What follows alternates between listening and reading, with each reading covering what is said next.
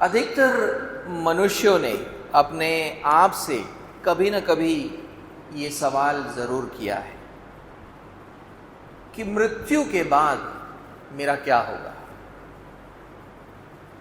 अधिकतर मनुष्य ये आशा भी नहीं रखते हैं कि मृत्यु के बाद उनका कुछ हो सकता है या मृत्यु के बाद कोई जीवन होगा। लेकिन मसीही लोग इस बात पर बिल्कुल निश्चित है कि मृत्यु के बाद भी जीवन है, और उनके इस निश्चितता का कारण है परमेश्वर की करुणा उनके जीवन पर। परमेश्वर की करुणा का अर्थ क्या है? उसका अर्थ यह है कि परमेश्वर लगातार उनके जीवन को अनेक प्रकार के खतरों से बचाए रखता है। परमेश्वर उनको उनके जीवन को अनेक प्रकार के खतरों से बचा कर रखता है, और इसमें आत्मिक खतरे भी आ जाते हैं और शारीरिक खतरे भी आ जाते हैं। और इस बात को परमेश्वर तब तक करता रहेगा जब तक हमारे सारे दुश्मन हार नहीं जाते। परमेश्वर ये तब तक करता रहेगा जब तक हमारे सारे दुश्मनों को वो हरा नहीं देता। लेकिन परमेश्वर ऐसा क्यों करता है?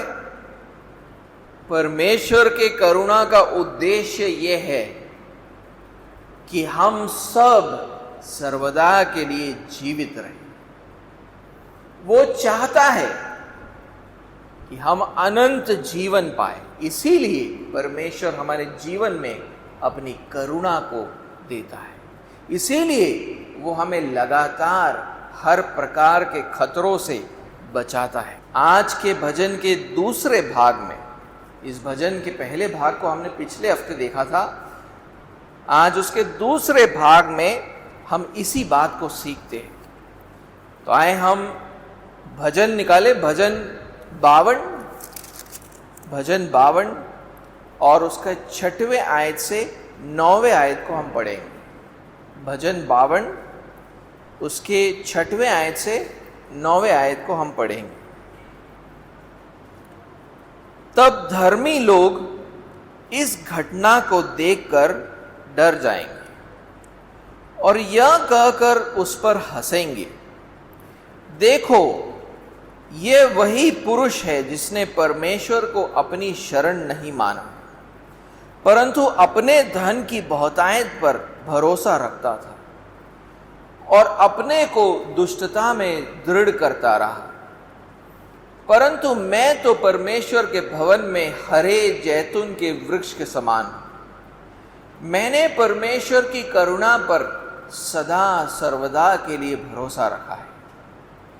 मैं तेरा धन्यवाद सर्वदा करता रहूंगा, क्योंकि तू ही ने ये काम किया है। मैं तेरे ही नाम की बाट जोता रहूंगा, क्योंकि यह तेरे पवित्र भक्तों के सामने उत्तम है।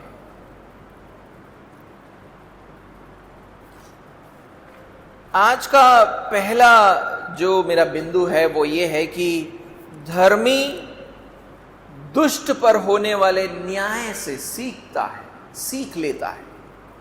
फिर से कहूंगा, धर्मी दुष्ट पर होने वाले न्याय से सीख लेता है। इस भजन के संदर्भ को मैं आपको फिर से याद दिलाना चाहूंगा। ये दोएग एदोमी के कहानी पर आधारित है। दोएग एदोमी शाऊल राजा का मुख्य चरवाहा था। एक दिन जब दाऊद शाऊल राजा से भाग रहा था, तो भागते भागते वो नोब शहर में पहुंचता है, जहां पर वो अहीमलेक याजक से जा मिलता है। और वहां पर दोएग एदोमी उपस्थित था। उसने क्या देखा? उसने ये देखा कि अहीमलेक याजक ने दाऊद राजा की मदद की, उसके लिए यहोवा से पूछा, उसको खाने के लिए कुछ दिया और उसको एक तलवार भी दिया। और दोएग एदोमी ने ये जाकर शाऊल राजा के सामने इसको इस तरह प्रस्तुत किया कि उसने एक प्रकार से छल किया। उसने अपने फायदे के लिए बातों को इस तरह तोड़ मरोड़ दिया, इस तरह प्रस्तुत किया कि अहीमेलेक, जिसकी कोई गलती भी नहीं थी, उस दिन उसको मार दिया जाता है। कुल मिला के उस दिन 85 याजकों का घात किया गया। शाऊल राजा गुस्से में था, उसने दोएग को कहा कि इन सारे याजकों को मार दिया जाए। दोएग ने इतना ही नहीं किया, उसने नोब शहर में जाकर हरेक जीवते प्राणी का जान ले लिया। उसने उस दिन वहां पर एक नरसंहार किया था। और इस संदर्भ में जब दाऊद इस बात को सुनता है, तब वो इस भजन को लिखता है। तो हम वहां पर पिछले हफ्ते में हमने 5वें आयत में क्या देखा था? दाऊद ने 5वें आयत में अपने दुश्मन दोएग से कहा कि परमेश्वर एक दिन उसका न्याय करेगा उसके छल के कारण, कि परमेश्वर एक आक्रामक सेना की जैसे उसके जीवन का नाश कर देगा। या वहां पर ऐसा लिखा है, निश्चय ईश्वर तुझे सदा के लिए नष्ट कर देगा या ढा देगा तुझे। निश्चय ईश्वर तुझे सदा के लिए ढा देगा।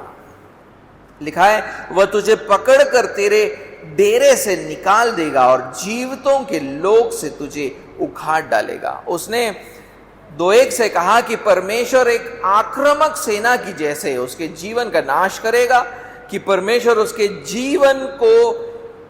जीवन का ऐसा अंत करेगा कि भविष्य में उसके लिए कोई आशा बच नहीं जाएगी, मृत्यु के बाद उसका कोई जीवन नहीं होगा, इस प्रकार से उसका नाश होगा। और अब आज हम 6वें आयत से शुरू कर रहे हैं। और 6वें आयत में दाऊद अपने पाठकों से बात करता है, हमारे जैसे लोग, जो ऐसा नहीं है कि पहले 5 आयत में वो हमसे बात नहीं कर रहा था, लेकिन यहां पर जब हम उस भजन को पढ़ते हैं तो पहले 5 आयतों में दोएग से बात कर रहा था, अब वो अपने पाठकों से सीधे बात कर रहा है। कहता है, तब धर्मी लोग इस घटना को देखकर डर जाएंगे। दाऊद कहता है कि जब परमेश्वर नाश और मृत्यु से दोएग एदोमी का न्याय करेगा, तब धर्मी लोग ये देखकर डर जाएंगे। धर्मी ये देखकर क्यों डर जाते हैं? क्योंकि वो ये देखते हैं कि पापमय मनुष्य परमेश्वर के न्याय से बच नहीं सकता है। दोएग ऐसा मनुष्य था जो अपने दुष्ट कामों में बहुत घमंड करता था। उसने परमेश्वर यहोवा के 85 याजकों को मार दिया और नोब शहर में नरसंहार किया था, और वो सोचता था कि वो एक वीर योद्धा है। वो ऐसा पापमय मनुष्य था जो भलाई से बढ़कर बुराई से प्रीति रखता था, धर्म की बात से बढ़कर झूठ से प्रीति रखता था, लोगों के नाश से प्रीति रखता था। ऐसे लोगों को जब हम देखते हैं उनके जीवनों में, हमें ऐसा लगता है कि इनका तो कोई कुछ बिगाड़ नहीं सकता है। लेकिन आखिर में यह सत्य है कि परमेश्वर का न्याय ऐसे लोगों को भी पकड़ लेगा। और जब एक धर्मी परमेश्वर के न्याय को देखता है, खासकर एक पापमय व्यक्ति के ऊपर परमेश्वर के न्याय को देखता है, वो देखता है कि वो ये समझ पाता है कि कोई भी पापी मनुष्य परमेश्वर के न्याय से बच नहीं सकता है। अगर ये व्यक्ति नहीं बचा तो कौन बचेगा? कोई नहीं बच सकता। आपको दुनिया में किसी से भी डरने की जरूरत नहीं है, लेकिन आपको परमेश्वर से डरना चाहिए जो पापियों का न्याय करता है। हमारे प्रभु यीशु मसीह ने मत्ती के 10वें अध्याय उसके 28वें आयत में कुछ कहा था। उन्होंने कहा, मत्ती के 10 उसके 28 में ये कहा, जो शरीर को घात करते हैं पर आत्मा को घात नहीं करते, उनसे मत डरना, पर उसी से डरो जो आत्मा और शरीर दोनों को नरक में नष्ट कर सकता है। इस दुनिया की सबसे खतरनाक ताकतें सिर्फ हमारे शरीर का घात कर सकते हैं, लेकिन हमारे आत्मा का घात वो नहीं कर सकते। इसलिए हमें उनसे डरने की जरूरत नहीं है, क्योंकि वो हमारे शरीर को मार दे तो भी हम जीवित रहेंगे, हमारी आत्मा जीवित रहेगी। लेकिन परमेश्वर हमारे आत्मा और शरीर दोनों का घात कर सकता है। इसलिए जब हम दूसरे पापियों के नाश और उनके मृत्यु को देखते हैं, तब हमें भी परमेश्वर के न्याय से डरना चाहिए,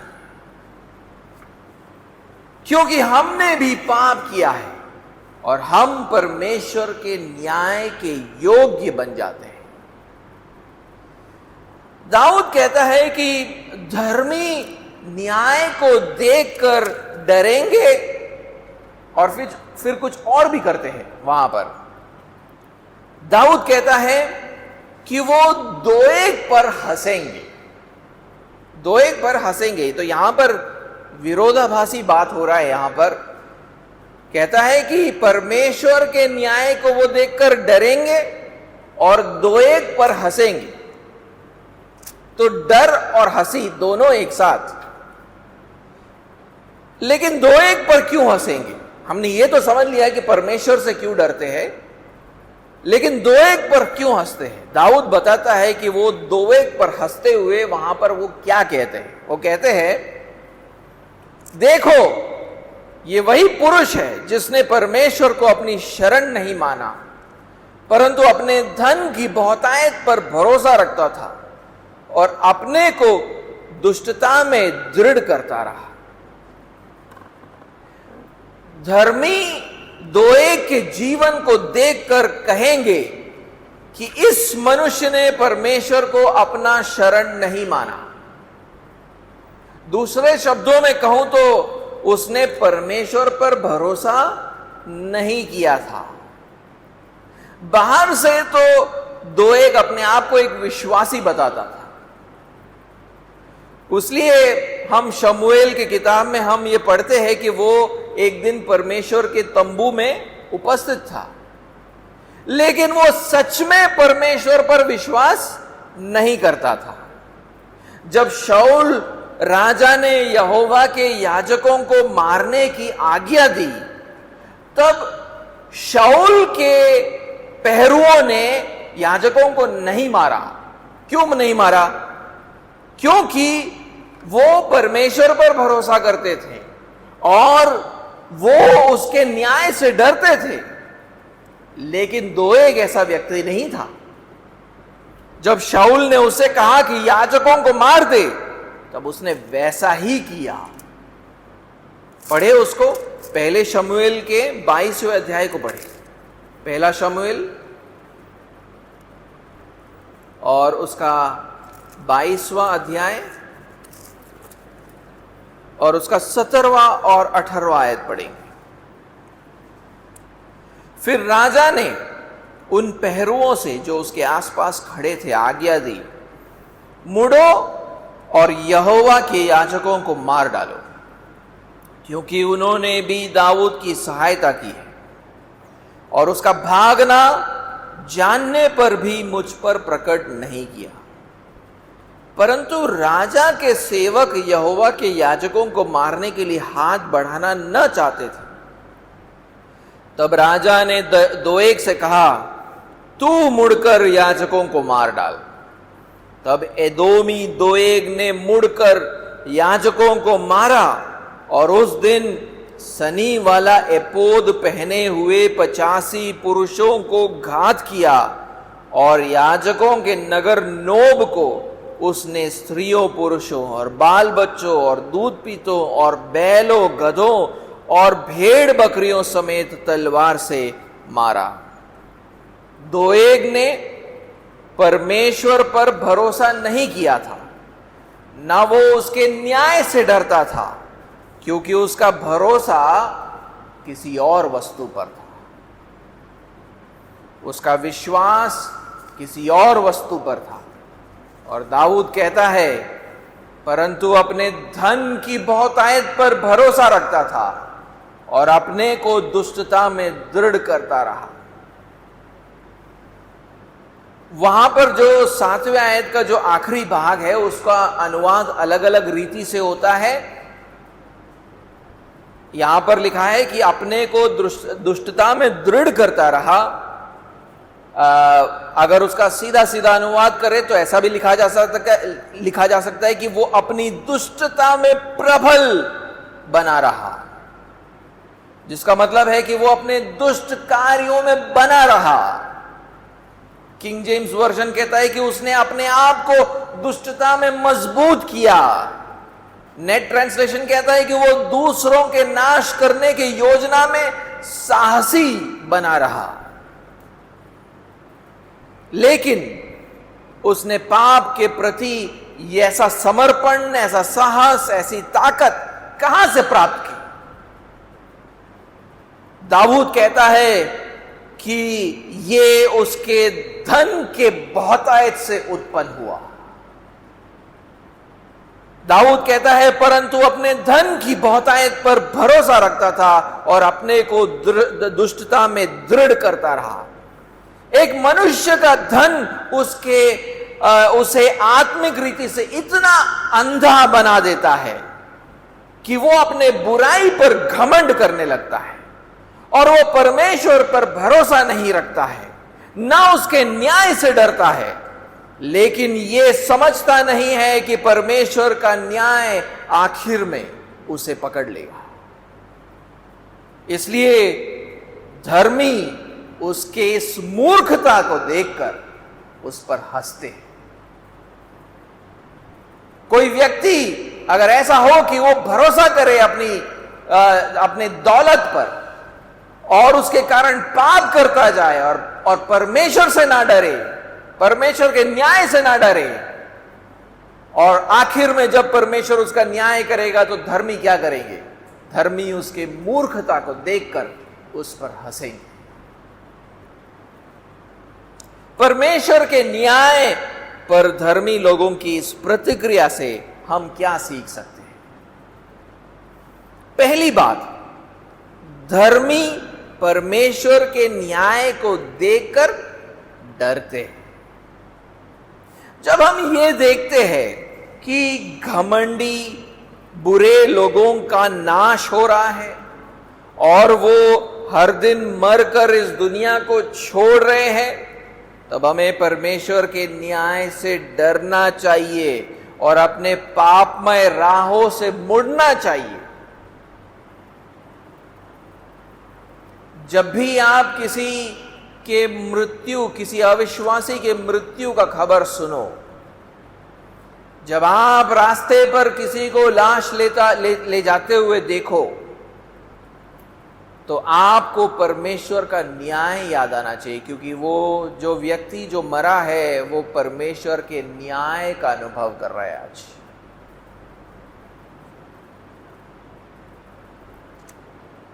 तब हमें परमेश्वर के न्याय से डरना चाहिए और अपने ही पापमय राहों से हमें मुड़ना चाहिए। धर्मी एक व्यक्ति यही करता है।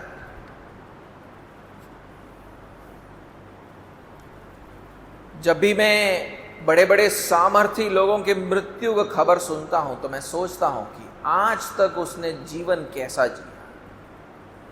धन दौलत सामर्थ सब कुछ था, लेकिन आज उसकी सांस रुकी और उसने परमेश्वर के न्याय का सामना करना शुरू किया। अनंतता तक नरक का अनुभव करेगा। ये सोच हमें भी जो है हमारे अंदर डर को उत्पन्न करना चाहिए और हम पापों से फिरे। परमेश्वर के न्याय का डर हमारे जीवनों में होना चाहिए। ये सही प्रकार का डर है। अगर ये डर नहीं तो हम बड़े ही खतरे में हैं। दूसरी बात जो हम सीखते हैं वो ये है कि धर्मी घमंडी बुरे मनुष्य के मूर्खता पर हंसता है। दोए की मूर्खता इस बात पर थी कि उसने परमेश्वर पर भरोसा करने के बदले अपने धन पर उसने भरोसा किया। वो अपने धन के नशे में ये सोचता था कि वो अपने पाप को करते रहेगा तो भी उसको कोई हानि नहीं पहुंचेगी। उसने ये नहीं समझा कि एक दिन परमेश्वर का न्याय होगा और उस दिन उसका धन उसे परमेश्वर के न्याय से बचा नहीं पाएगा। इसलिए धर्मी उसके मूर्खता पर हंसते हैं। जब हम परमेश्वर के न्याय के बारे में दुनिया को बताते हैं तो वो हमें ठट्ठों में उड़ाते हैं। हम लोगों को जब परमेश्वर के न्याय के बारे में बताते हैं लोग हंसते हैं। लेकिन ये हंसने वाले लोगों में से हर दिन हजारों लाखों लोग परमेश्वर के न्याय का सामना करते हैं। वो दुनिया की चीजों में इतने मदहोश थे कि उनको ऐसा लगा ही नहीं कि उन्हें अपने पापों से पश्चाताप करने की जरूरत है। शक्तिमान व्यक्ति सोचता है कि उसकी ताकत उसे बचा लेगी। सामर्थी राजनेता सोचता है कि उसका प्रभाव उसे बचा लेगा। धनी व्यापारी सोचता है कि उसका धन उसे बचा लेगा। बुद्धिमान साइंटिस्ट सोचता है कि उसकी बुद्धि उसे बचा लेगी। लेकिन हम उनकी मूर्खता पर हंसते क्योंकि हम ये देख पाते हैं कि दुनिया की ये चीजें उनको परमेश्वर के न्याय से नहीं बचा पाई। इसका अर्थ यह भी है कि हम परमेश्वर के न्याय से डरेंगे और हम अपने पापमय रास्तों से मुड़ेंगे। और ये मुझे आज के दूसरे बिंदु पर लेकर आता है और वो ये है कि धर्मी परमेश्वर के करुणा पर भरोसा करते हैं। धर्मी परमेश्वर के करुणा पर भरोसा करते हैं। देखिए, ये काफी नहीं है कि हम परमेश्वर के न्याय से डरे। हमें परमेश्वर पर भरोसा भी करना चाहिए कि वो हमें अपने ही न्याय से बचाएगा। क्योंकि सिर्फ परमेश्वर हमें अपने ही सिर्फ परमेश्वर ही हमें अपने न्याय से बचा सकता है। इस दुनिया में कोई ऐसी ताकत नहीं है जो हमें परमेश्वर के न्याय से बचा सकता है। हमारी ताकत, हमारा प्रभाव, हमारा धन, हमारी बुद्धि हमें बचा नहीं सकती। इसलिए अपनी तुलना 2:1 से करते हुए देखिए दाऊद 8वें आयत में क्या कहता है। 8वें आयत में दाऊद कहता है, परंतु मैं तो परमेश्वर के भवन में हरे जैतून के वृक्ष के समान हूं।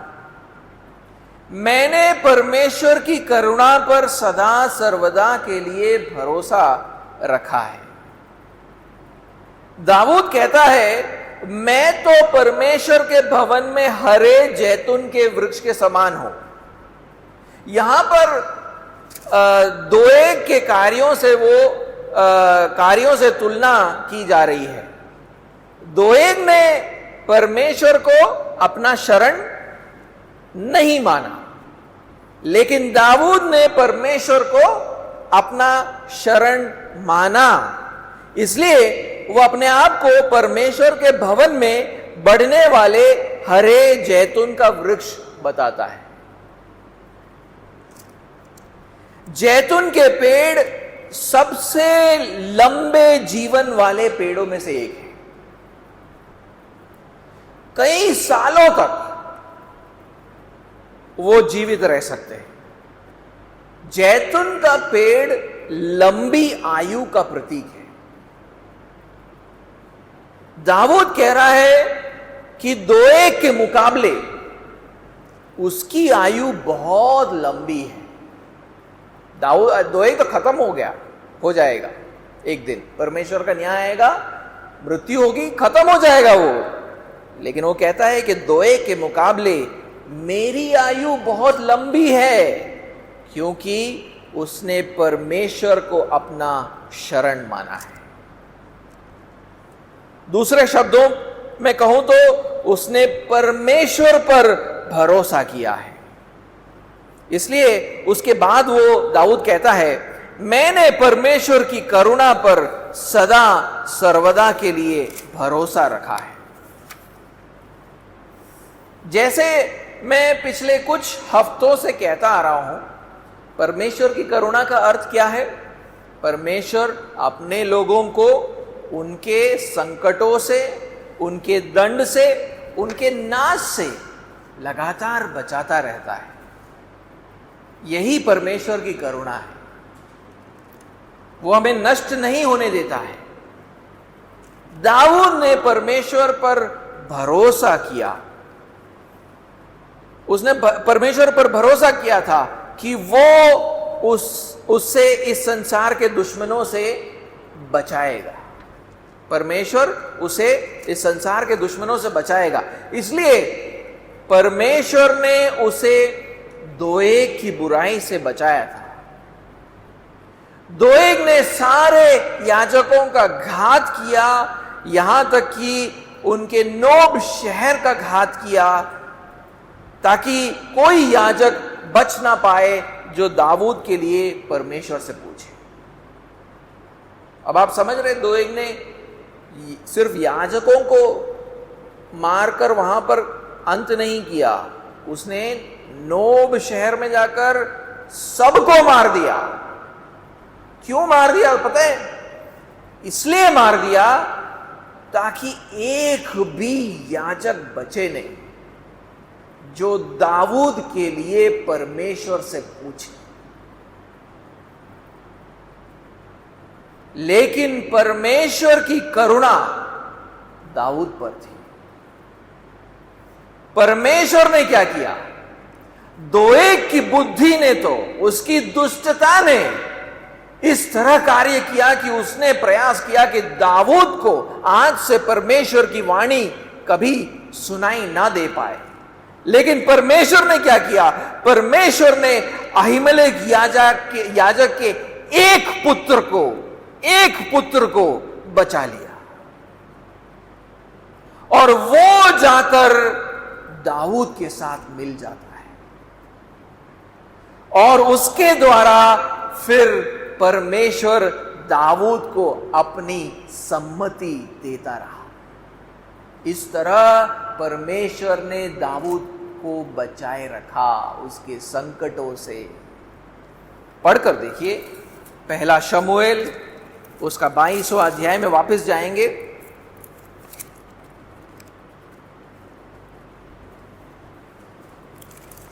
पहला शमूएल 22वां अध्याय 18 से 23वां आयत हम पढ़ेंगे। 18 से 23वां आयत। अच्छा, हमने 18 और 19 पढ़ लिया था, जहां पर हमने देखा कि कैसे दोएग ने वो याजकों को मारा और नोब शहर का नरसंहार किया। फिर 20वें आयत से पढ़ते हैं। पहला शमूएल 22वां अध्याय 20वें आयत से।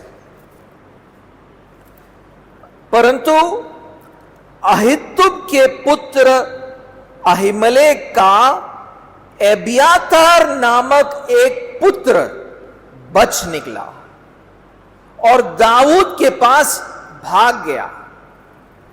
तब एबियातार ने दाऊद को बताया कि शाऊल ने यहोवा के याजकों का वध किया है। दाऊद ने एबियातार से कहा, जिस दिन एदोमी दोएग वहां था, उसी दिन मैंने जान लिया था कि वह निश्चय शाऊल को बताएगा। तेरे पिता के समस्त घराने के मारे जाने का कारण मैं ही हुआ, इसलिए तू मेरे साथ निडर रहे। जो मेरे प्राण का ग्राहक है वही तेरे प्राण का भी ग्राहक है, परंतु मेरे साथ रहने से तेरी रक्षा होगी। लेकिन उससे पहले एक बात देखिए, अब यहां पर एक याजक जो है बचकर निकलता है और वो दाऊद से जाकर मिल लेता है। लेकिन उससे पहले वहां पर उसने जब दोएग याजकों को मार रहा था, तो वो कहता है कि उस दिन सनी वाला एपोद पहने हुए 85 पुरुषों का उसने घात किया। वहां पर वो क्यों बोलता है कि सनी वाला एपोद पहने हुए याजकों का घात किया? क्यों पता है? क्योंकि परमेश्वर से कुछ पूछने से पहले याजक इस एपोद को पहनता है, और इस एपोद के द्वारा ही वो परमेश्वर से उसकी सम्मति पाता है। और ये जो व्यक्ति भाग कर निकला, उस दिन वो एपोद लेकर दाऊद के पास पहुंचा। और फिर आगे बढ़े 23वें अध्याय के 9वें आयत से 12वें आयत में हम क्या पढ़ते हैं? तब दाऊद ने जान लिया कि शाऊल मेरी हानि की युक्ति कर रहा है, इसलिए उसने एबियातार याजक से कहा, एपोद को निकट ले आ। तब दाऊद ने कहा, हे इज़राइल के परमेश्वर यहोवा, तेरे दास ने निश्चय सुना है कि शाऊल मेरे कारण कीला नगर नष्ट करने को आना चाहता है। क्या कीला के लोग मुझे उसके वश में कर देंगे? क्या जैसे तेरे दास ने सुना है वैसे ही शाऊल आएगा? हे इज़राइल के परमेश्वर यहोवा, अपने दास को यह बता। यहोवा ने कहा, हां, वह आएगा। फिर दाऊद ने पूछा, क्या किला के लोग मुझे और मेरे जनों को शाऊल के वश में कर देंगे? यहोवा ने कहा, हां, वे कर देंगे।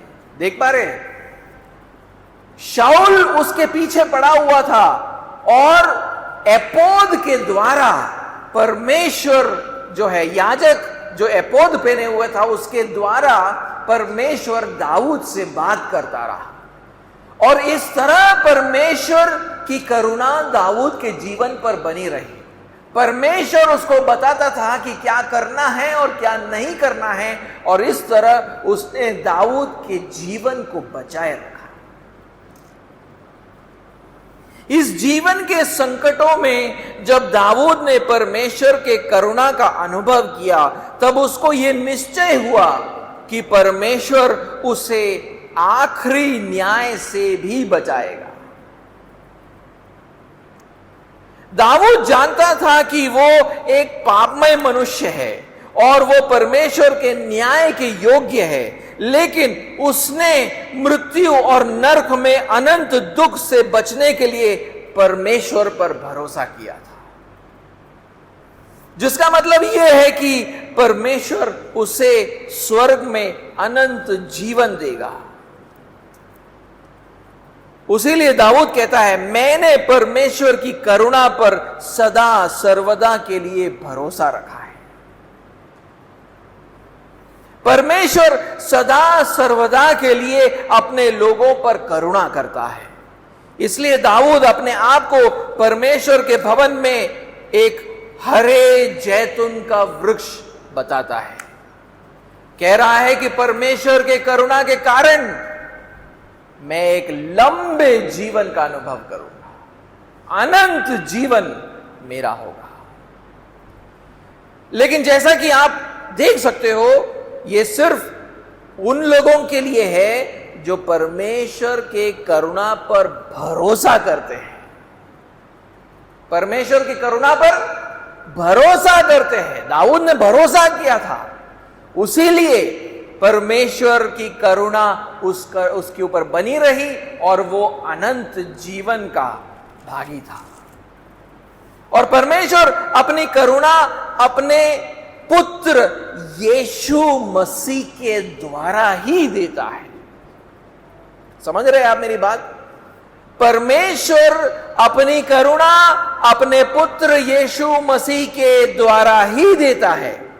परमेश्वर ने अपने पुत्र को एक धर्मी जीवन जीने के लिए भेजा।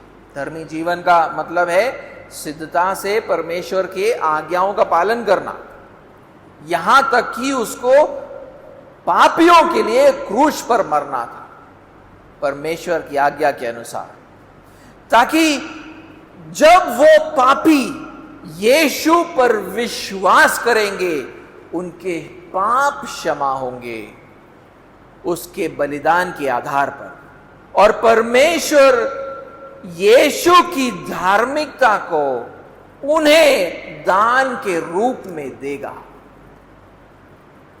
तो जो कोई भी यीशु मसीह पर विश्वास करेगा उसको परमेश्वर धर्मी ठहराता है। और परमेश्वर ये प्रतिज्ञा देता है कि वो धर्मियों को मृत्यु और नरक से बचाएगा और उन्हें अनंत जीवन प्रदान करेगा। देख रहे किस तरह परमेश्वर कार्य करता है? परमेश्वर ने अपने पुत्र यीशु मसीह को इस पृथ्वी पर भेजा एक धर्मी जीवन जीने के लिए और पापियों के लिए क्रूस पर मरने के लिए, ताकि जैसे ही ये पापी उस पर विश्वास करेंगे तो परमेश्वर क्या करता है? इनके पापों को उसके बलिदान के आधार पर क्षमा करता है। इतना ही नहीं, इनके पाप तो यीशु ने ले लिए, लेकिन यीशु की धार्मिकता को परमेश्वर उन पापियों को पहना देता है। तो यीशु पर विश्वास करने वाले धर्मी बन जाते हैं और धर्मी व्यक्ति को परमेश्वर अनंत जीवन की प्रतिज्ञा देता है। सिर्फ धर्मी व्यक्ति को, जो यीशु पर विश्वास करते हैं उन्हीं को अनंत जीवन की प्रतिज्ञा देता है।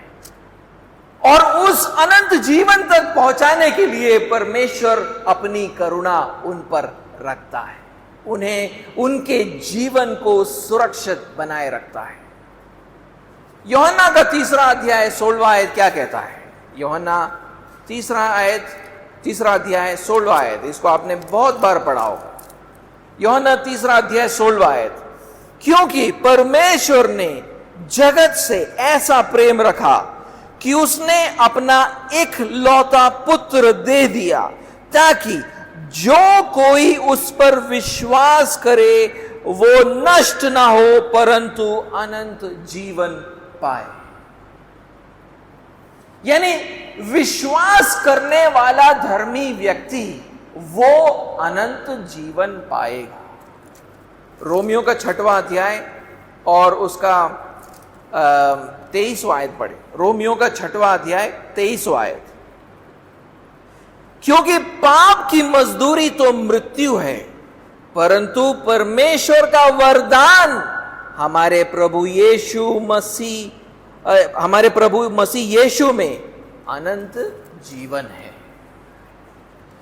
तो जब आप यीशु मसीह पर विश्वास करते हो तो परमेश्वर आपको धर्मी ठहराता है और उसकी करुणा आप पर उस दिन आती है। तो जिस दिन आप यीशु मसीह पर विश्वास करते हो उस दिन से परमेश्वर की करुणा आप पर है। उसका उद्देश्य यह होता है कि इसको अनंत जीवन तक पहुंचाना है। वहां से वो आपको आपके हर दुश्मनों से बचाएगा, शारीरिक दुश्मनों से और आत्मिक दुश्मनों से। वो आपको इस दुनिया के खतरों से भी बचाएगा और मृत्यु और नरक के अनंत दुख से भी बचाएगा। वो आपको सर्वदा के लिए जीवित रखेगा। उसलिए देखो यीशु मसीह क्या कहता है। यीशु मसीह यूहन्ना के 10वें अध्याय में क्या कहते हैं? यूहन्ना का 10वां अध्याय 27 से 29वां आयत पढ़े। यूहन्ना 10 उसका 27 से 29 आयत। मेरी भेड़े मेरा शब्द सुनती, यीशु कह रहे हैं, मेरी भेड़े मेरा शब्द सुनती है, मैं उन्हें जानता हूं और वो मेरे पीछे चलती है और मैं उन्हें अनंत जीवन देता हूं, वे कभी नष्ट ना होंगी। देखिए यीशु मसीह क्या कह रहा है, वो कभी नष्ट ना होंगी और कोई उन्हें मेरे हाथ से छीन न लेगा। मेरा पिता जिसने उन्हें मुझको दिया है सबसे बड़ा है और कोई उन्हें पिता के हाथ से छीन नहीं सकता।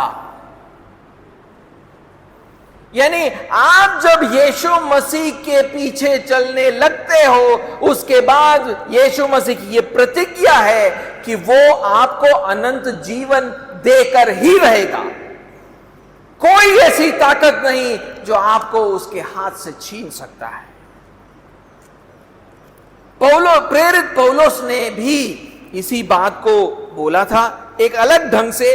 देखिए वो वहां पर क्या कहता है, रोमियो का 8वां अध्याय और उसका 38 और 39वां आयत। रोमियो का 8वां अध्याय 48 और 39वां आयत कहता है, क्योंकि मैं निश्चय जानता हूं कि न मृत्यु, न जीवन, न स्वर्गदूत, न प्रधानताएं, न वर्तमान, न भविष्य, न सामर्थ, न ऊंचाई, न गहराई और न कोई और सृष्टि हमें परमेश्वर के प्रेम से जो हमारे प्रभु यीशु मसीह में है अलग कर सके।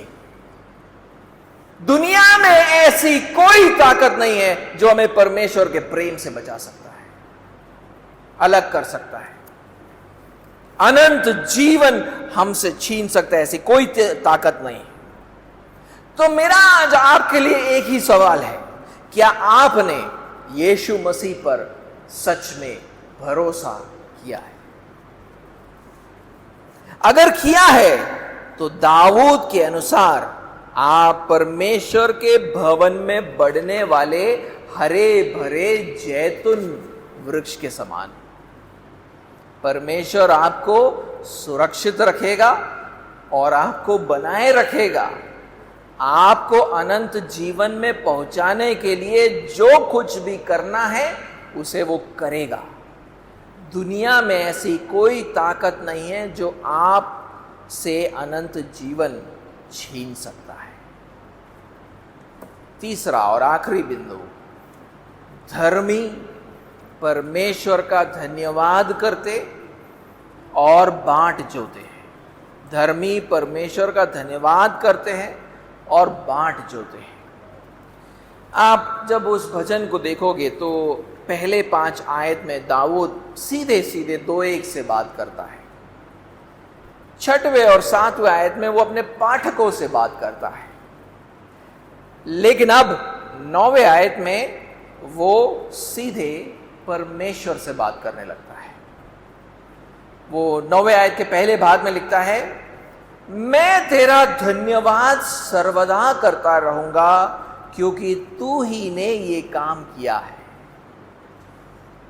दाऊद कहता है कि वो सर्वदा परमेश्वर का धन्यवाद करता रहेगा क्योंकि परमेश्वर ही ने ये काम किया है। परमेश्वर ने क्या काम किया है? परमेश्वर ने उसे 2-1 की बुराइयों से बचाया, 2-1 की दुष्टता से बचाया। परमेश्वर ने अहीमलेक के संतानों में से एक को बचाया ताकि दाऊद के लिए परमेश्वर से वो पूछे। परमेश्वर ने यह सुनिश्चित किया कि दाऊद उसे सम्मति ले पाए उस याजक के द्वारा। परमेश्वर ने दाऊद को उसके संकट के समय में बनाए रखा। जी हां, ये परमेश्वर ने ही किया है। उसीलिए दाऊद कहता है, मैं तेरा धन्यवाद सर्वदा करता रहूंगा। वो पीछे मुड़कर परमेश्वर की करुणा को जब अपने जीवन में देखता है तो वो क्या करता है? वो परमेश्वर को धन्यवाद देता है। परमेश्वर की करुणा उन सब पर है जो यीशु मसीह पर विश्वास करते हैं।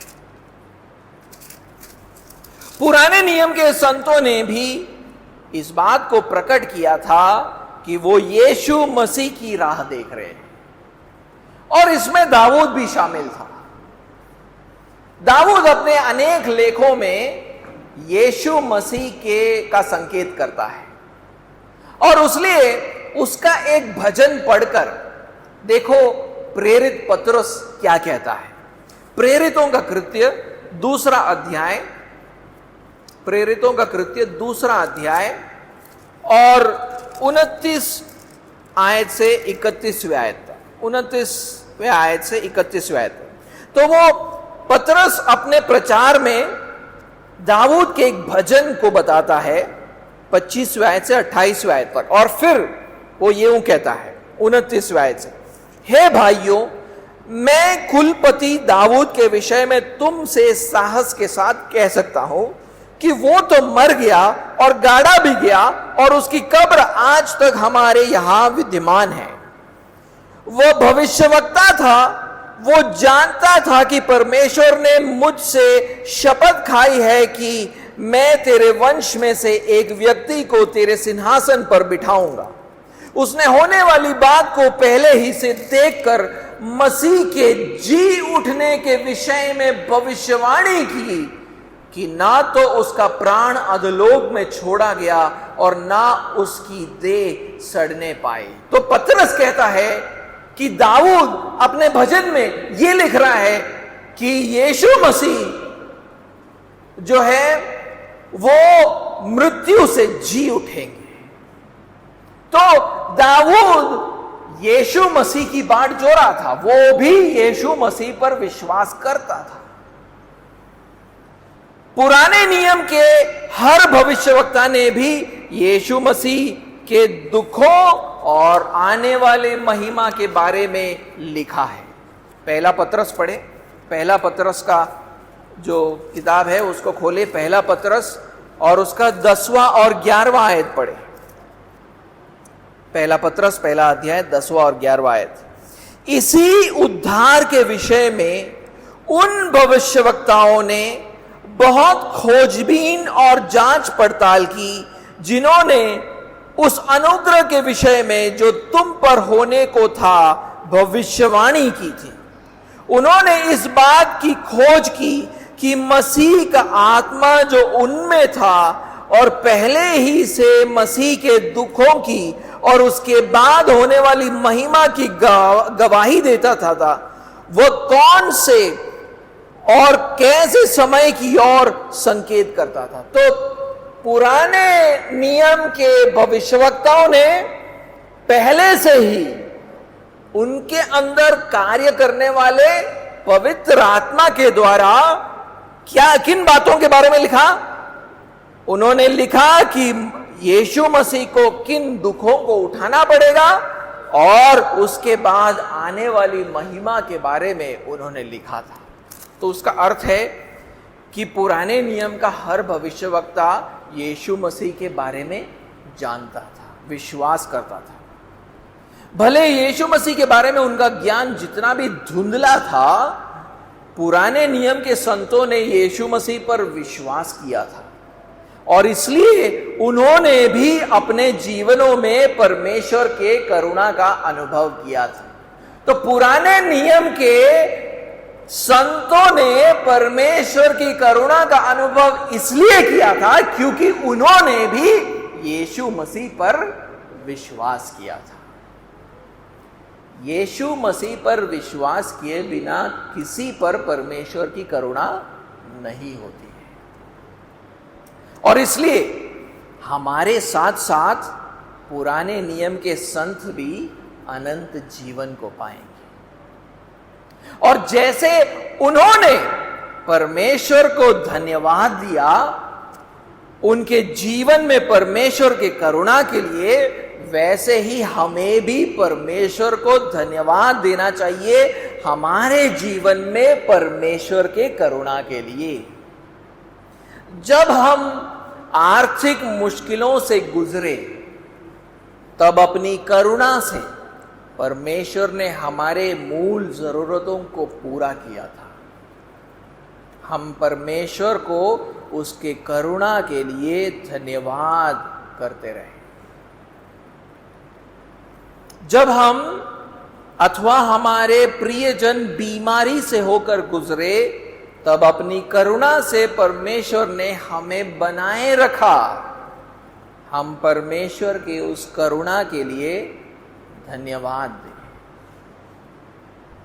जब हम एक खतरनाक परिस्थिति से होकर गुजरे, तब अपनी करुणा से परमेश्वर ने हमें सुरक्षित रखा। हम परमेश्वर की उस करुणा के लिए धन्यवाद दें। परमेश्वर को उसके करुणा के लिए धन्यवाद देना, ये एक धर्मी मनुष्य का चिन्ह है। ये सिर्फ एक धर्मी मनुष्य करता है। वो अपने पुराने जीवन की ओर मुड़कर देखता है और परमेश्वर की करुणा को देखकर बार बार धन्यवाद देता है। क्या आप परमेश्वर का धन्यवाद देना भूल तो नहीं गए? अपने पिछले दिनों और सालों की ओर मुड़कर देखिए, परमेश्वर ने कितनी करुणा से आपके जीवन को भरा है, कितने संकटों से आपको बचाकर लेकर आज तक लेकर आया है। क्या आपने उसको धन्यवाद दिया है? क्या आप आज भी उसको उन बातों के लिए धन्यवाद देते हैं? दाऊद इस भजन को कहकर खत्म करता है, मैं तेरे ही नाम की बाट जोता रहूंगा, क्योंकि यह तेरे पवित्र भक्तों के सामने उत्तम है। परमेश्वर ने दाऊद को दोएग एदोमी से बचाया था, लेकिन उसके हर दुश्मन का अंत नहीं हुआ था।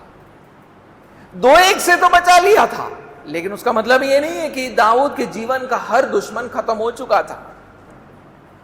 उसके और भी बहुत से दुश्मन थे जो उसका विरोध करने में लगे हुए थे, और वो चाहता था कि परमेश्वर उसे उनसे भी बचाए। उसी लिए दाऊद कहता है, मैं तेरे ही नाम की बाट जोता रहूंगा, जिसका मूल अर्थ यह है, यहोवा की बाट जोता रहूंगा। उसके नाम की बाट जोने का मतलब है आप यहोवा अथवा परमेश्वर की बाट जोते हैं। जैसे कि नीति वचन 20वें अध्याय 22वें आयत में कहता है, यहोवा की बाट जोते रहे, वह तुझको छुड़ाएगा। और फिर दाऊद कहता है, यहोवा की बाट जोना एक उत्तम बात है। क्यों उत्तम बात है? क्योंकि जो यहोवा की बाट जोएगा, वो फिर से उसके करुणा का अनुभव करेगा।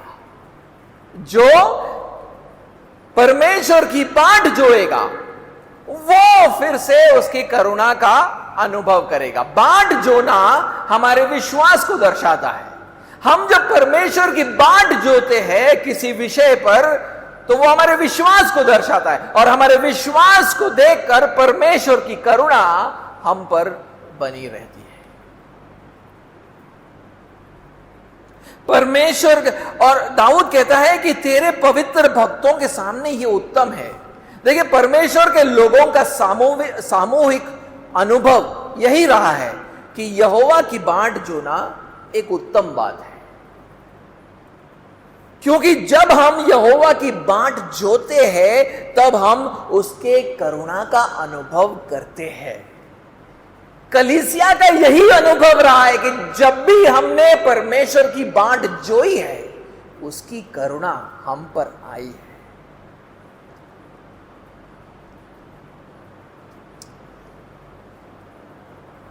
वो हमें हमारे संकटों से बचाएगा और हमें आशीषित करेगा। उदाहरण के लिए कुछ आयतों को जल्दी से पढ़ूंगा। भजन 25 और उसका 3 आयत कहता है, वरन जितने तेरी बाट जोते हैं, उनमें से कोई लज्जित ना होगा। भजन 37 का 9वां आयत कहता है, कुकर्मी लोग काट डाले जाएंगे, और जो यहोवा की बाट जोते हैं, वे पृथ्वी के अधिकारी होंगे। भजन 37 के 34वीं आयत कहता है, यहोवा की बाट जोता रहे और उसके मार्ग पर बना रहे, और वह तुझे बढ़ाकर पृथ्वी का अधिकारी कर देगा। जब दुष्ट काट डाले जाएंगे तब तू देखेगा। यशाया 49 का 23वां आयत कहता है, मेरी बाट जोने वाले कभी लज्जित ना होंगे। जैसे कि मैंने पहले भी कहा, परमेश्वर की करुणा का अर्थ यही है कि वो हमें हमारे संकटों से, हमारे दंड से, हमारे विनाश से हमें बचाए रखता है। और परमेश्वर की करुणा का उद्देश्य यह है कि वो हमें सर्वदा के लिए जीवित रखना चाहता है, हमें अनंत जीवन देना चाहता है। इसलिए हमें परमेश्वर को धन्यवाद देना चाहिए, क्योंकि उसने हमें हमारे पुराने संकटों से बचाया है। लेकिन हमारे जीवनों में कुछ ऐसे संकट है जो आज भी हमारे जीवनों में बने हुए हैं, है ना। हम प्रार्थना करते जा रहे हैं लेकिन ये संकट जा नहीं रहा है ना। हमारे पुराने जीवन में बहुत से ऐसे संकट है जो परमेश्वर की करुणा से टल गए, लेकिन आज ऐसे बहुत से संकट है जो आज भी बने हुए हैं। और उसके कारण हमारे जीवन में क्या हो रहा है, हम निराश होते जा रहे हैं। हे परमेश्वर, तूने मुझे ये संकट से अभी तक क्यों नहीं बचाया। हम विश्वास में कमजोर होते जा रहे हैं। लेकिन दाऊद ऐसा नहीं था। परमेश्वर ने उसे 2-1 से तो बचाया था, लेकिन कुछ ऐसे संकट थे जो उसे छोड़ नहीं रहा था। उदाहरण के लिए शाऊल राजा उसके पीछे अभी भी पड़ा हुआ था। लेकिन दाऊद कहता है परमेश्वर से, मैं तेरे ही नाम की बाट जोता रहूंगा, क्योंकि ये तेरे पवित्र भक्तों के सामने उत्तम है। क्योंकि उसने दूसरे पवित्र भक्तों से ये सीखा था। दाऊद हमको भी यही सिखाता है, यहोवा की बाट जोते रहो, यहोवा की बाट जोते रहो, क्योंकि वो जानता है कि परमेश्वर आखिर में हमें उन संकटों से बचाएगा। कुछ संकट तो जीवन भर रहते हैं, लेकिन परमेश्वर आखिर में हमें उनसे भी बचा लेगा। उसीलिए पवित्र शास्त्र स्वर्ग की प्रतिज्ञा करते हुए कहता है, परमेश्वर उनकी आंखों से सब आंसू पोंछ डालेगा, और इसके बाद मृत्यु ना रहेगी, और ना शोक, ना विलाप, ना पीड़ा रहेगी। पहली बातें जाती रहेगी। इसीलिए दाऊद हमारे भजन में एक मुख्य बात जो कहता है वो ये है, मैंने परमेश्वर की करुणा पर सदा सर्वदा के लिए भरोसा रखा है।